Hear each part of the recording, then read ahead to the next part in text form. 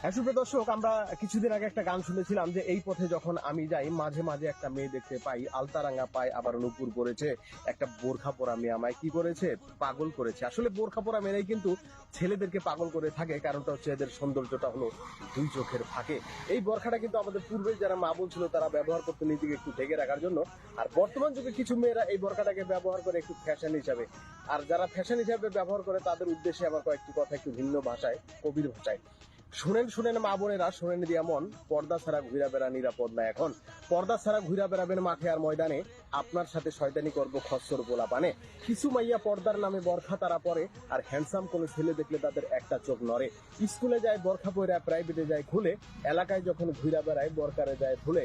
পায়জামা ফাটায় নিচে তারা, কামিজ ফাটায় বুকে, বুকের অন্যা গলায় জড়ায়, ভালোবাসা তাদের চোখে। শার্ট পরে, প্যান্ট পরে, জুতা পরে উঁচা, ছেলে নাকি মেয়ে তারা যায় না কিছু বুঝা।